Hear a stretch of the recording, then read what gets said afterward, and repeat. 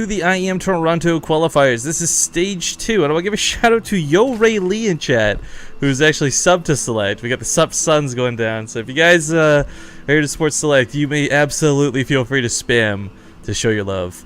But if you're just joining us, it is currently game 2, and Scarlett's leading 1-0, and spawning top right corner of the map from Dignitas. We'll see if he can bring it back. The Red Terran player, SelecT.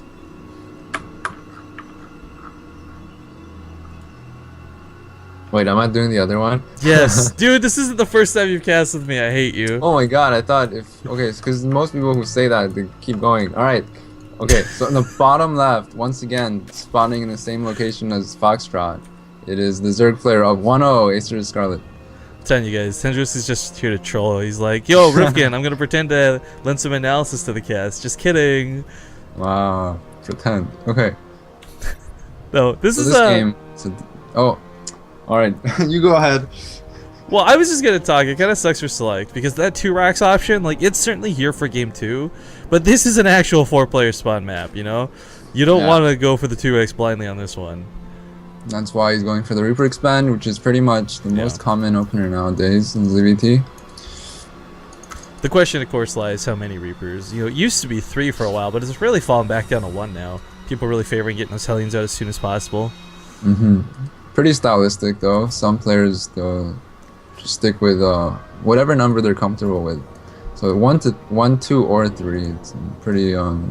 It's not too out of the blue to see either one. I don't like lots of Reapers on this map, just because this is kind of a bad map to hop into the main from. I mean, you look at Scarlett's base. That's true. You can't jump in over here. The rocks are here. There's only this area connecting to that third, and it's the really only good hard. thing about that is that you can use it to harass the Hellions later. Yeah. The follow-up's always nice to have, yeah. Oh, what is this? A cross? Okay, so SelecT thinks this is a cross-spawn map or what? Just go to the watchtower, I guess? No, he rallied it to the bottom left. Oh, okay, yeah. Yeah. Man, I feel like SelecT is just dazed and confused right now. Like, the reason he was late was because someone had knocked him unconscious and he woke up and was like, oh, I gotta play IEM. Yeah, and SelecT is going for Marines, so he's going like 1 base factory. So this could be rough. Who took over or something? Well, I think it's very uncommon. Well, it's generally uncommon. I agree with that, but I really like the potential of Hellions more on this map. Most maps, of course, you got the natural base. I mean, this one's tucked in nice, like Alter Zim, but this is gonna take a bit of creep spread. And you can't really just wall off the top of the ramp with Evo chambers and a Roach Horde like normal. So you can't. But when you open Gasless, you're gonna have 4 queens really quickly. And I'm pretty sure Scarlett's just gonna creep spread near the edge and can block off in time if you have Overlord vision of such fast Hellions. And all you need is 2 queens on the ramp, and the Hellions can't run in. So right, but I'm basing this off the idea that your Hendrilisk, that SelecT didn't know this prior to like making that first Marine, right? Like that SCV hadn't been in there yet. He didn't know it was a gasless opener. Yeah, he didn't. The logic of trying to get those Hellions it's not bad. It's just not gonna work. Is the problem.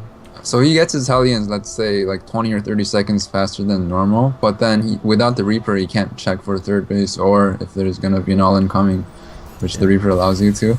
It's just, with 2 Marines, you might be able to snipe off an Overlord. It's unfortunate for SelecT, he didn't find any. Yeah, Scott did actually take some odd Overlord pathing on this map, so had it been like 1 down the middle, maybe he would have caught one, but not the case. It's kind of interesting, though. You talk about the Reapers for the Hellion follow-up. There's some Hellbat pushes, too, that are involving these awkward amounts of Marines getting mixed in, too. Oh, yeah. Marines are so strong in the back when all the Zerg units are shooting at Hellbats. I like his control. I mean, here's the thing about SelecT. We can't...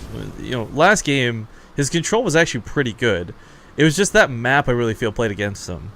You know, on this one, I don't know if I can't say whether he's more comfortable or not on this map, but I think if he is, we're going to see a much better show out of him at least. I mean, a lot of that last game, guys, before anyone writes off SelecT, I mean, it just comes down to him really, I feel, not knowing the map so well.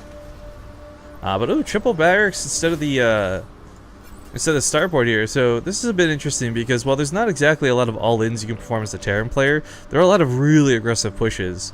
And Bunny, you know, recent Foreign Hope, was actually doing some moves like this a few months ago. So really curious to see how this pans out. Okay, so opener-wise, Scarlett was able to take a 3rd without getting Zergling speed.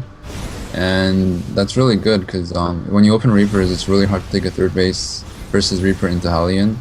when you're gasless, that is. So also on the other hand, SelecT's barracks were a bit late. If you want to do this build, you want to make him a bit sooner. It's just he's doing it a bit, I guess, not as optimally as you would. Because I remember I played Master once and he makes his barracks, let's say, 20 or 30 seconds sooner. That's, of course, better for the Terran player. So I think Scarlett's in a really good position this game.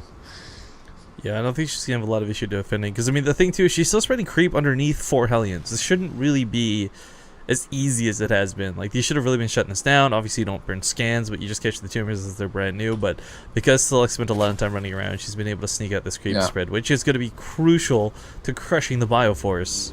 Well, in this game, there's not going to be any crushing the Bioforce because Scarlett's going for an all-in with the Zerglings and Banelings. SelecT's actually really close to the edge of the creep, so if he's not careful, he's going to get surrounded. And if he gets surrounded, he has no chance of winning because at home, all he has are Marines.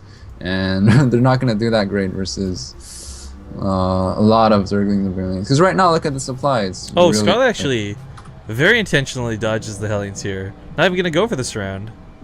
Yeah, I'm actually watching SelecT's vision. He has no idea what's going on. Yeah, he's picking up going for a drop. You know, we're talking about all he has is home is Marines, but he kind of needs every single one of them. Yeah.